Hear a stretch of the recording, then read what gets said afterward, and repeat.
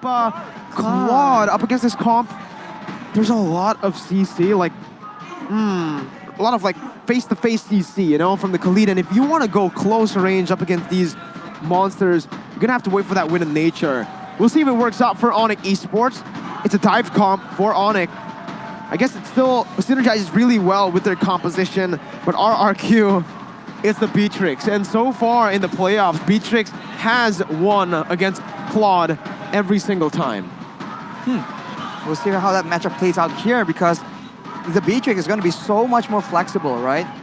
So he can go long range, close range, everything that RRQ needs depending on the situation. And of course, it's the signature pick for Skylar as well. So Onic needs to be very careful. I think for the most part, it's pretty balanced, but RRQ, I think, have a bit of a inherent advantage. It all, I think, depends on how well Kyrie can play that Lancelot, because that is one of the main factors. If he can deny or delete Clay on the E, for example, automatically things are different. Ladies and gentlemen, it's time to dive in for game number 4 into the land of Dawn for RRQ Hoshi versus Onic Esports. This time, Kyrie on the killing spree. Albert opting to go for that killing spree as well. Quite a similar situation from the previous game where Onic Esports, they should have the better early game in terms of that mid control.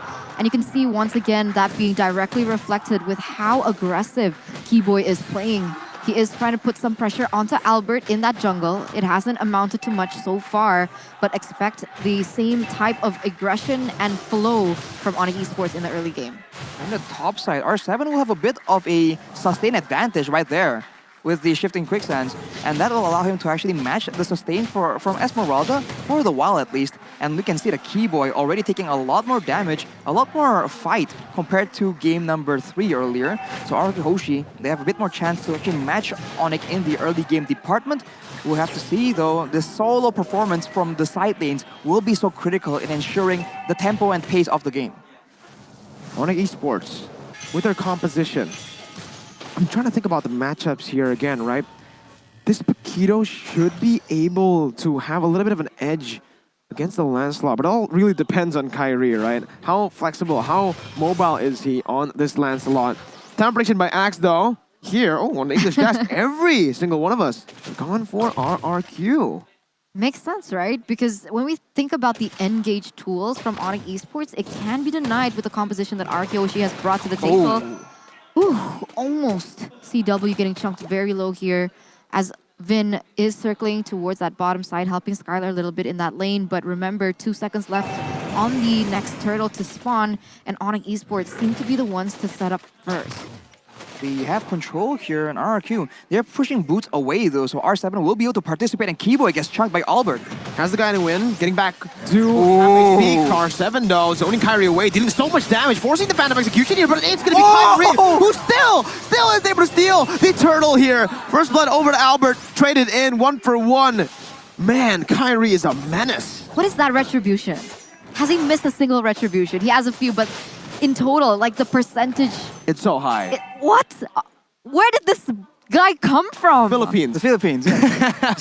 It's a quick answer for us at the English desk. But looking at the emblems here, Avarice on 3 members, they want to scale. Scaling in the side lanes is important for them. And this is a bit of what RRQ was doing, right? Strong mid lane and jungle presence, but weak presence in the side lanes. This is going to be a chance for RRQ to replicate the same outcome that Onic was able to get. And if you look at the Festival of Blood for R7, he's going to be a lot more aggressive. And we saw the amount of damage he can do if he is left alone with anyone squishy, including Kyrie. Let's see, once again, it's Kyrie who gets it here. Sans, though, going to be popping that black shoes. Instantly bursts it down. Now blast popped in. Kyrie able to dash. Going for the puncture. Nope, just goes for the Thorn Rose. Whew. Disengaging. Onic Esports down below. CW is looking for that clear. Has the BMI back. Ooh, RRQ almost actually caught that, predicted that. Didn't grab it, though, in the end. Exonic CW was able to get out. You guys, though, can grab food with the 90% discount code, grb.to/MPL. And you can also go scan the QR code. QR code, not barcode. QR code. Remember that, Mirko. That's Don't you. make the same mistake. Yes. Speaking of the same mistake, though, RRQ with the Eve, doing a lot better, but now Keyboy, very low, and Skylar goes in, forces the flicker. And a big point here, RRQ Hoshi has more crowd control when it comes to those slows, but as the response on Esports with 3 sprints, they will be able to move away from that real manipulation a lot more reliably, as RRQ is still maintaining their pressure. So they have the guiding wind from Matilda. They have additional speed with the spells as well. It's going to be difficult, no, for RRQ Hoshi to look for an engage at this stage? It depends. If R7 lands a massive Raging Sandstorm, that can actually be a big deal. Numinum Blast as well, but Finn now is the main target for Onic Esports. Oh, real world inflation. Kyrie still able to get out with the guiding wind. CW gets out with the battle mirror image. Practically a free turtle over to RRQ unless Kyrie can somehow steal this again. No, he's just walking back into his own jungle. RRQ will be able to secure this one. And that's going to be the gold lead shifting a little bit over. Yeah, just down to equal once again. 100 gold. 1 minion will be able to equalize that. So it's still very equal. 4 minutes in, 5 minutes in the game. Yeah, 50-50 right now. 1-for-1 turtle as well, as Kyrie was able to get the first one, and Albert now on the second one without too much of a difference in this gold lead. Is there any significance that we should see from the items, Arashi? Have to seize for R7. If you don't pay attention, this man is gonna delete you. But CW deleted gold buff. He only has the Demon Hunter sword, but he's able to get that. No, Vin is a target. He is still very tanky. A decent amount of items available, but look at Albert. Happy feet. Happy feet, Sans. He's Sans, means chill in Indonesia. Albert and both Onic Esports and RRQ right now, I think for both teams, they're happy to actually play it slow, right? They have scaling options towards that late game. CW with that gold buff steal and with the Avarice should be able to actually farm a little bit more efficiently. A good snipe though from Skylar as Vin goes in for the stun, but Kibo is a bit too sustainable to actually die from that kind of poke, or to actually even get taken low by that kind of poke. This is 3 members, though, already setting up from RRQ Hoshi in this bottom side. They are starting to rotate and shift their focus, but let's see what they can do with it. Keyboy reads this out really well, giving information to CW as well to play a little bit more safely, but you can see the rotations from RRQ now as Albert and R7 already here in this bottom side. RRQ trying to get the bush control, ensuring that they can trap Onic Esports. That has been how they were able to get all these very valuable pickups in the early game, in the previous game. So if they can control the bushes and the control on the map, that is something they can do. But look at Boots going in. Is that a mistake though? Raging Sandstorm over, yeah, not really that much they can really do if it's Boots, right? Has a sprint, very sustainable. That's why Onic Esports went for that pick. Still, both teams playing it slow, waiting for that objective. No real reason to actually go for fights here without any objectives on board. And here, it's going to be RRQ who actually sets up for it first. R7's looking for that flank. Once again, Sans looking for that opening. Kyrie is finally joining his team here. Keyboy jumps in with the guiding wind. Now onto Vin. Real world inflation to that black line, trying to zone Kyrie away. So that's going to be Thorn Rose popped in. CW comes in with a blazing duet, and that's going to be a lot of damage. It's going to be Albert who secures the turtle. Vin flickers out, gets the new round blast. Play taken down by Kyrie. Vin running away as that's the damage to take Boots down. A 2-for-1 in favor of RRQ because they stole the turtle. They got the turtle. Skylar stole that Litho as well from CW. Man, very aggressive plays from both teams, and look at how chaotic the fights are, right? There's no real front line. Everyone is in between each other, and when it comes to that, the team with more sustain, the team with more AoE will usually come out on top. CW now with the golden staff, he'll be able to do a lot more damage in those clumped up team fights. Boots and Sans as well. More security and more ways to combo. And even Kyrie with the land slot, right? If he can land the spells on multiple members, that is huge value that RRQ Hoshi cannot replicate. Power spikes from Onic Esports are starting to show with the itemization they have also opted for. There is a slight gold lead for RRQ here in the 8th minute, but other than that, things are looking pretty equal. In a sense, RRQ Hoshi is able to get a little bit more because they're able to get that tower in that bottom side. And so far, Onic Esports has not been able to get any trades for that. No trades, and that's not good for Onic Esports. They'll require vision to set up for those big combos later on. Right now, Kyrie making the big plays happen, and Clay deleted. Phantom execution, might as well call it perfect execution when the landslot's on Kyrie's hands. Thorn Rose coming again, that's the double kill for Kyrie. He's getting out of the Raging Sandstorm as well. Looking for the once again, R7 is able to sustain back up. Skylar dealing the damage to help his XP laner. Onic Esports, Kyrie styling on that lance.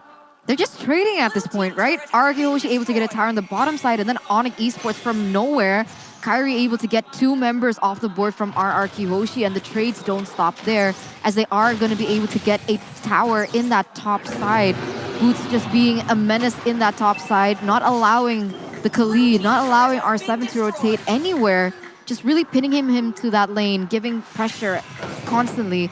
And it's a really good setup, seeing that Onic now, they do want to get this Lord. Vin stunning Keyboy up. Again, sustainable Keyboy has that guiding win. Can regen as well, but RRQ puts their focus into the mid lane. Getting a little bit of clear before they go for the concealed play in the bottom side. CW is wide open. The stun comes in. The damage comes in as well from Skylar. Forcing him down. CW gets out with that battle mirror image with the sprint as well. R7 the Raging Sandstorm, but the guiding win from Keyboy helps CW escape. Kyrie with the Phantom Execution now jumping on the Skylar with the Thorn Rose as well. Gets stunned up. Still able to get out from that one. Boots jumps in. R7 as well doing a lot in the back line. R7 will be the one taken down by Kyrie. RRQ losing in this skirmish. 1 man down, and Onic Esports are going to have a man advantage to get this objective on the board. 2,000 gold lead. Boots already trying to zone Albert away, as Onic Esports, they have their eyes on the prize. Still 40 seconds left, but look at the damage coming in from Albert. A lot of damage, but you can see RRQ's reliance on having a definite engage. If Onic is able to maneuver around, disengage and engage again and again, they seem to be struggling to find success, and Clay now is wide open with the road manipulation.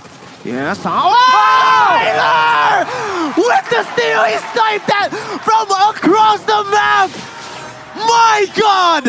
If Kyrie's from the Philippines, Skylar's from Indonesia! Onic Esports now looking for some trades on the board. How did he achieve that?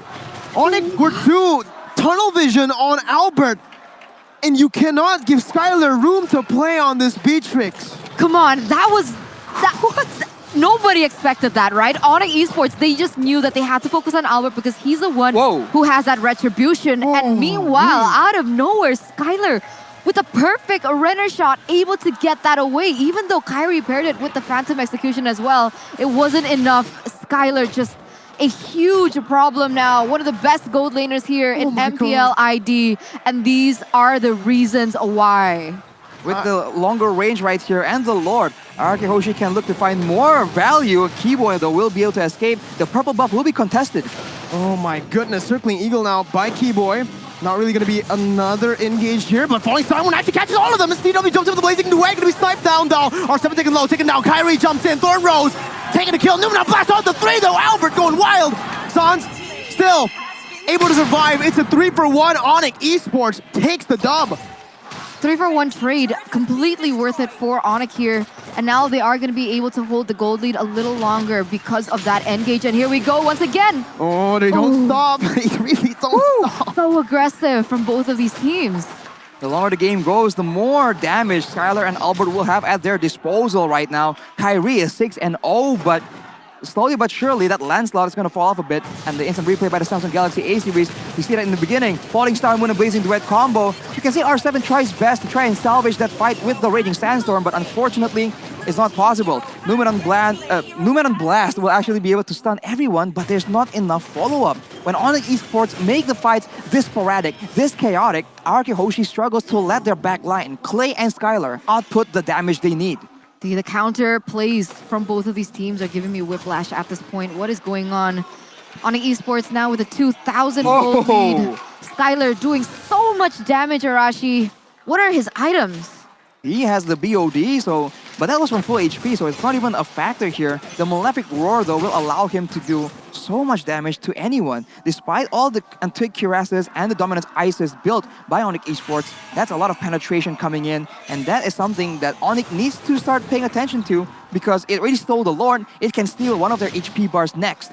Looking at the items for the Mage in particular, once this back and forth is happening, Ice Queen's one and Glowing one. Same items for both Sans and Clay, allowing them to have the great mix of DPS, but also that crowd control ability, the slow coming in. For Onic, they have sprints to counter it. RRQ Hoshi, they have a lot more dashes, so at this point, it's still pretty much even. Notice Kyrie's items as well. He went for that penetration item mostly. Kyrie again using that penetration onto Vin, getting him low.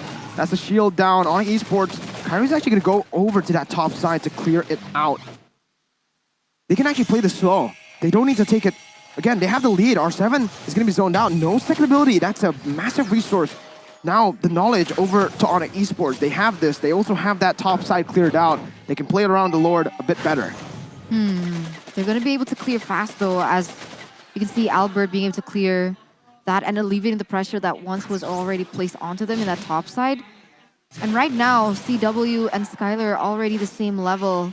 But at this point, if both of these teams have both of their ultimates up, who's going to favor in a 5v5 situation? Onic Esports has more combos, but RRQ Hoshi, they have a lot more poke damage available. Renner combined with that Eve damage, and especially with that Eve slow, that is a dangerous combo that Onic Esports are very wary about. They don't stand out in the open just in case the snipes keep landing and they're forced to back away. They're playing in the vision, with the vision in the bushes, trying to make sure that they are the ones making it confusing for RRQ Hoshi, and the macro play allows them to secure a turret. RRQ Hoshi, though, try and get compensation, but it won't be easy against Onic Esports. Again, Onic Esports. Dancing. Yeah, they're fine doing this dance. Again, they have the 3,000 gold lead. There's not much that RRQ can really do. And guess what? If Onic keeps on micromanaging the waves like this, they have the edge. They'll always have the edge, right? RRQ, though, not going to give it over just like that. They go for the conceal. Good disengage. Good read from Onic Esports. Just backing up. And again, playing this Lord dance. Kairi, kind of execution was popped in.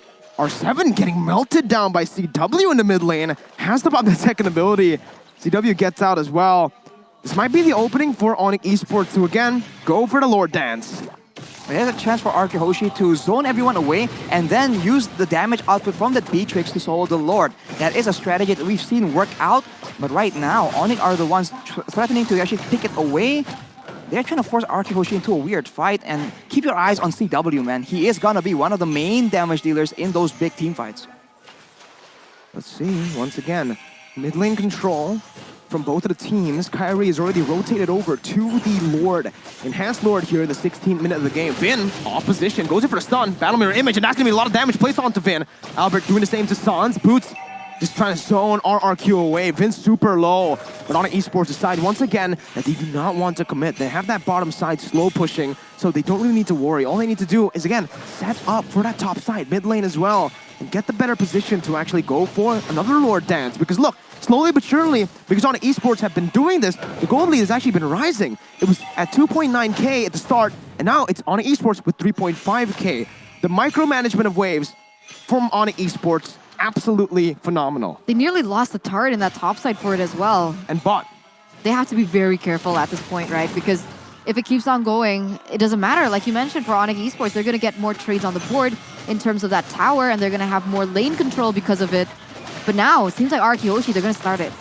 They are. They need to go for it, right? It's a desperate play here by RRQ. Vin got knocked up by the Lord. Revealing his position, but it's going to be the conceal coming in again. A good stun over to Kairi, but Kairi's still able to dodge away with a Thorn Rose. Now that's going to be the Battle Mirror Image onto the back lines. The CW just wreaks havoc onto that back line. Kairi looking for the plays. No members taken down. Only Sans. Skylar will finally fall to the hands of Boots. It's a 1-for-1 right now. Albert getting out, but the damage coming in will stop him.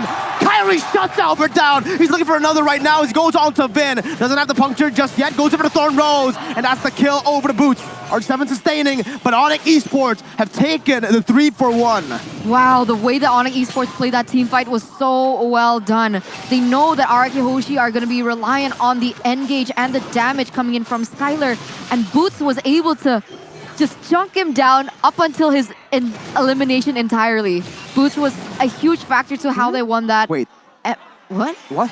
Did they reset the Lord? Oh, they're waiting for the evolved Lord to spawn here. There you go. Onic Esports once again a level, a step ahead.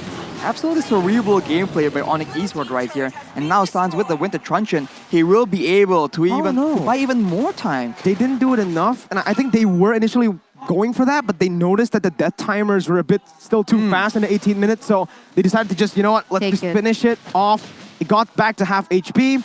But hey, it's still a Lord here for Onic Esports. Right now, though, Claws has been built by Skylar. So in the same event of the previous team fight, if the Esmeralda is going to be hounding him, just chasing him down like that, he'll be able to actually survive for a lot longer and maybe even out-sustain the Esmeralda damage because it's not burst by all means.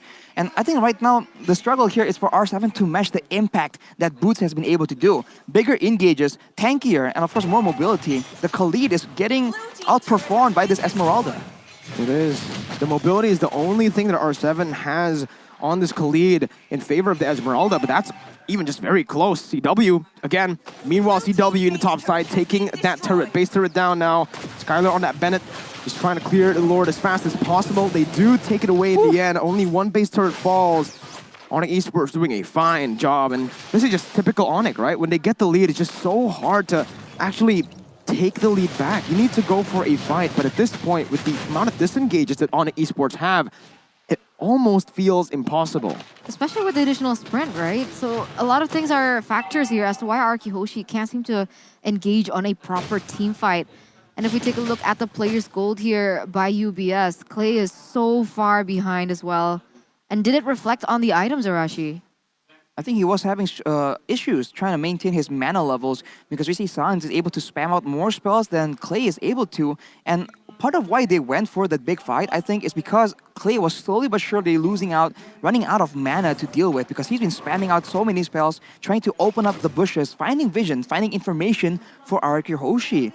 So in the next fight, I'm not quite sure what they are planning to do. I think if they actually try and go for an engage and then transition to backpedaling instead, they already know that CW and Kyrie, they want to get close, right? There's no need for them to chase in that far for the members of Onic Esports. But now with the gold advantage, it's a completely different story. They might not even be able to deal with Kyrie diving in towards that backline. 7-0 and 3, level 15. Maybe if they delay the game long enough, then this gold difference will start making less and less of a difference. But then NOD has been built for Clay, understanding the amount of shielding available for Onic Esports. And the DHS as well, from Skylar, right? And I was about to say that, Arashi. The later the game goes, this gold lead will have little to no impact. Again, with everyone having those full items, but R7, this is it. This is a poke from Sans on a signature hero, right?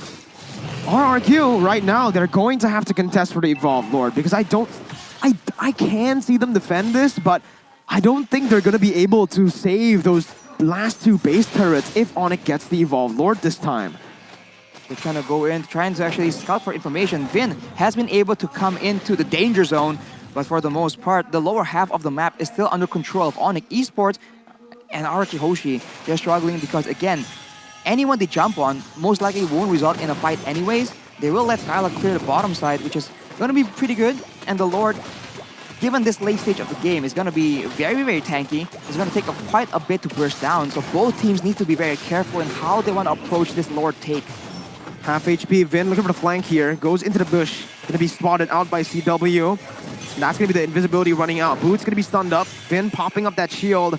Onic Esports with a very good read. We'll just go for the reset on this Lord right now. RRQ do not want that to happen. No, they do. But again, right, this is Onic Esports playing the smart game. The top side is slow pushing because that base turret was taken down earlier. R7 is going to have to micromanage that, and Onic Esports can just go and again threaten the Lord and go for the engage. Finn going to be taken down. Skylar caught, has the flicker to get out with the blade armor. Will do its work. Boots gets the kill, and Keyboy will be able to find Vin. Not just yet. Boots going to be taken down, overcommitting there, but he buys enough time for Onic Esports. The rest of the members to go for the Lord. Kyrie secures it. Albert jumps in with the damage. Winter Truncheon as well, but will be taken out. He has the immortality. R7 goes in for the damage, but it will not be enough to save Albert. Onic Esports once again with a brilliant macro performance. Keyboy canceling the regen. R7 now caught in the mid. Thorn Rose as well.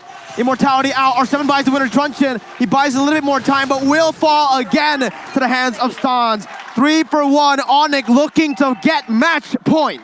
Will they be able to defend this one, right? 2 members left standing here for RRQ Hoshi with brilliant plays from Boots in particular. He was taken down, but I do believe it was worth it to trade for a gold laner, as you can see Kyrie going in for an engage. Kyrie just going, stacking up to go for the base. Onic Esports with match point. 1 game away from the title. That is crazy. The way Onic is able to maneuver around